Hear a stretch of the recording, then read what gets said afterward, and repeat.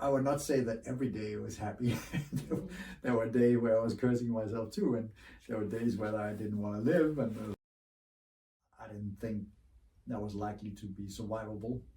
So I said to my colleagues and friends on board, and if I survive the night, I made a promise, I'll become a priest. That was kind of like a joke, you know.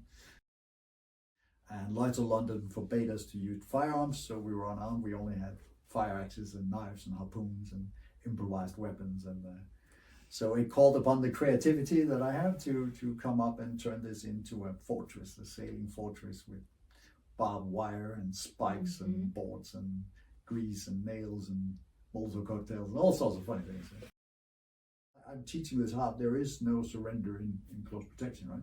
And it's easy to say, but once you prove that yes, you can endure tremendous pain and still do your job, people will follow your lead. So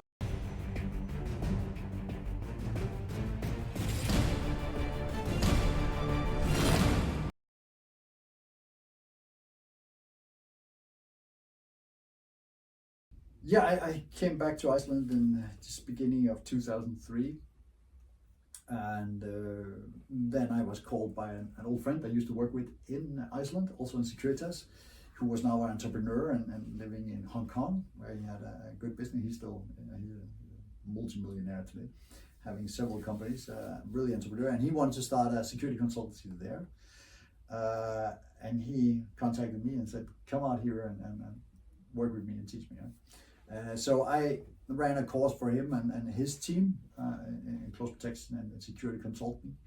And through him, we were arranged also to go to Macau and teach the police academy in Macau on anti-terrorism and surveillance detection and hand-to-hand combat. You know.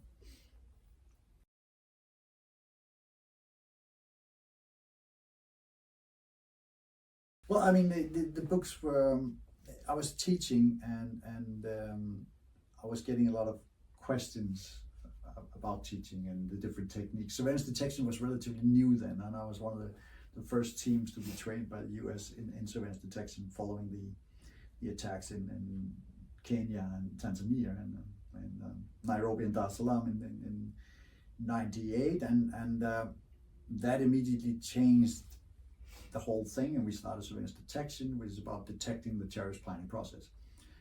And so I wasn't too happy with the American way of teaching it. I did 3 courses with them, and so I basically developed my own training program for my own team, and I started writing a manual, teaching that on things, and then in 2004, teaching a bodyguard course in Iceland, a bodyguard instructor course with people from 4 different nations. I had another privilege of fracturing my neck and getting some discus prolapses and having a broken neck, and spent most of 2004 in bed undergoing surgery in December.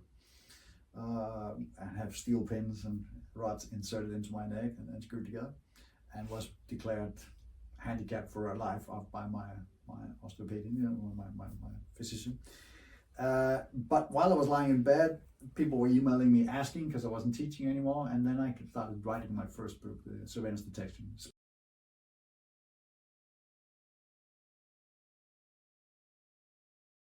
For years, I have published 4 books, so 3 on security and 1 in basically in entrepreneurial marketing. Yeah.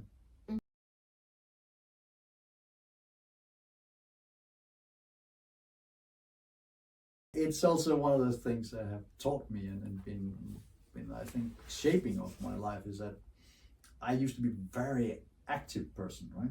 Doing things, mountaineering, caving, training, running, jumping, military, and all of a sudden you get that taken away from you in a sort of an instant. Right? I would like to say that I completed teaching this course, bodyguard course, along with that injury. I had 12 more days after injury to teach the course before I went to the emergency. And I had so severe pain every day. It was like horrible, and I was eating a lot of painkillers every day and sliding out of my bed and sliding out to the wall and pushing myself up because I couldn't just raise my head. It was so painful. Once I was standing, it was okay. And I was like moving like this all the time. And I ended up doing it for a long time. So it changed the thing, and I had forced to become intellectual rather than practical, right? So I had to like do a lot of study and focus, okay, my life in the future is going to be either sitting at home reading books, which my doctor told me to do, and give up all aspects of working, because she's always been afraid that if this got worse, I could get paralyzed from neck down. I lost 20% of the feeling and sensation in my left arm from this injury. I still have that today, so I train much more to have my left arm strong than my right arm, you know? So yeah, that changed me eventually, but it also made me think. And of course, I had opportunities to stay home for a long time, and be with my children and become more of a dad that I never had taken the time to be before. So that was also important. So my point is that everything that happens to you, there's always a blessing. If you can see the light of the tunnel and not just the dark tunnel, you can use it for something good.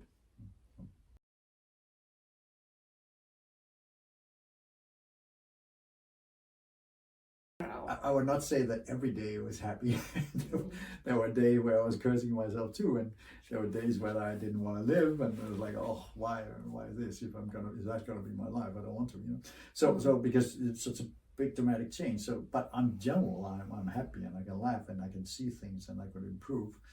And then I got to start teaching, because this is part of these instructors I was training on this course. They were, of course, also highly impressed with my ability to practice what I preach, right? The very fact that as a bodyguard, it doesn't matter if you get injured and go down. If you can hump, you can still move along. You know, if you can't stand, you can sit down and shoot. If you can't sit down and shoot, you can lie down and shoot, right? You know, whatever. You know, if you can't shoot, then you can be on the radio and do comms. You know, so I'm teaching this hard. There is no surrender in close protection, right?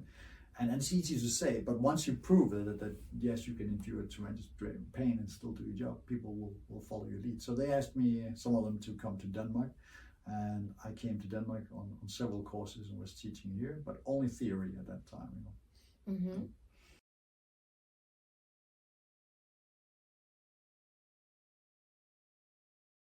Yeah, 2005, I went to Northern Ireland and was teaching there for a guy who'd been special branch, who had a company, security and investigative company, and I went out to teach them close protection and close protection instructing.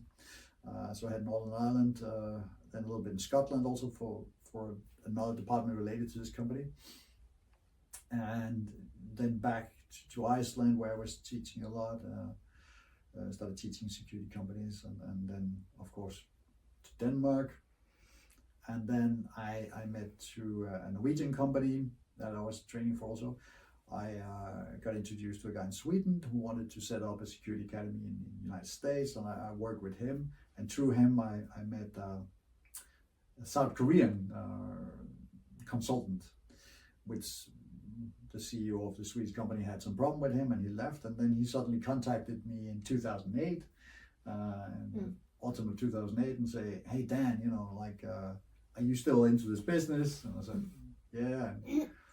I have a problem with a big company, big car manufacturing company, or I shouldn't drop names, big car manufacturing company from South Korea, which was operating in Afghanistan."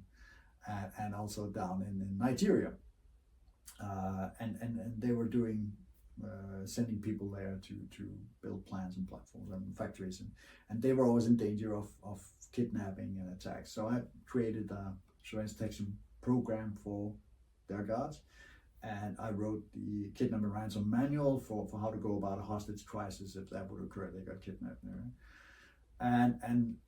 and that was while we were working together with this Swedish guy. Then he called me in the autumn and said, "Hey, can you do something about pirates, Somali pirates attacking South Korean and Japanese ships?" And I said, "Well, I'm not a maritime security expert, but I'm pretty sure I can learn. So, Another thing. Yes. Yeah, in December 2008, I gathered a team of 12 men, and we flew out on the 26th of December to Yemen, and landed in Sana'a, and went from Sana'a to Aden in Yemen, and we sailed off on the 27th and 28th, 3 teams, with 4 people, to Oman, protecting ships, chemical tankers at that time. And that was my first sailor. So on board the Kenway Gyre, a chemical tanker sailing with acetone. And Lloyd's of London forbade us to use firearms, so we were unarmed. We only had fire axes and knives and harpoons and improvised weapons, and so it called upon the creativity that I have to come up and turn this into a fortress, a sailing fortress with barbed wire and spikes and boards and grease and nails and Molotov cocktails and all sorts of funny things. And during that voyage, I had some interesting experiences with pirates, attempted attacks and that kind of things. And so at one morning, very early morning before dawn, I was watching this beautiful blood red sun rising over Africa, and I was thinking to myself, there must be a better way to do this. And during the night, when we saw a couple of boats coming for an attack early morning, pre-dawn, I had this, I didn't think that was likely to be survivable. So I said to my colleagues and friends on board, and if I survive the night, I made a promise, I'll become a priest. That was kind of like a joke, But I survived. The day after, I had this long thought as I watched the sunrise about what I would do about it. And the 3rd of January, we sailed into Salalah in Oman, came into harbor safely. And on the 4th of January, I signed up for theology with Trinity College. And then I went on to some different schools and completed courses in theology, in ministry, in pastoral counseling, etc., and finished in 12. And then I didn't carry any firearms.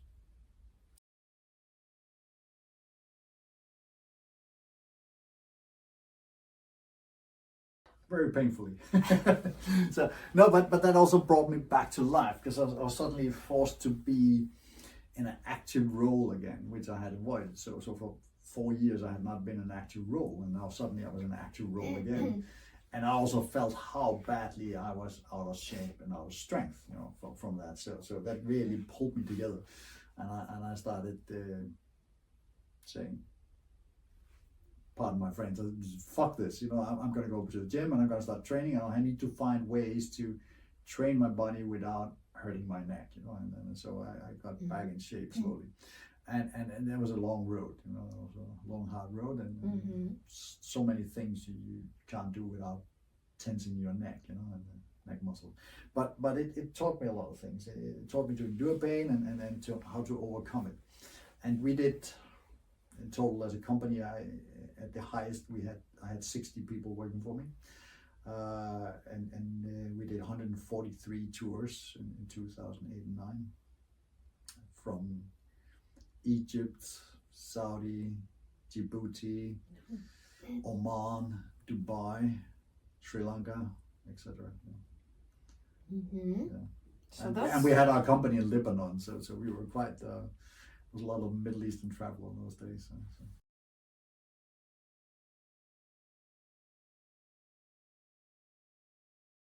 I actually got to Dubai in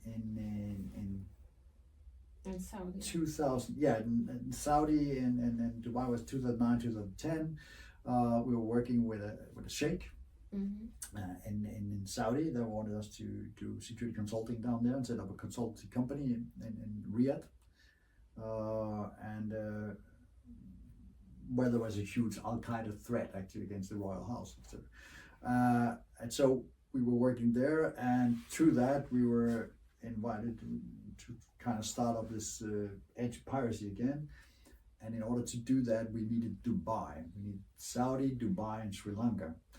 And the key figure in making that come true was the Crown Prince of Dubai. So the Sheikh arranged, and we went out to Dubai, and we had a nice business meeting, and I had a presentation before the Crown Prince of Dubai. It's a very interesting person.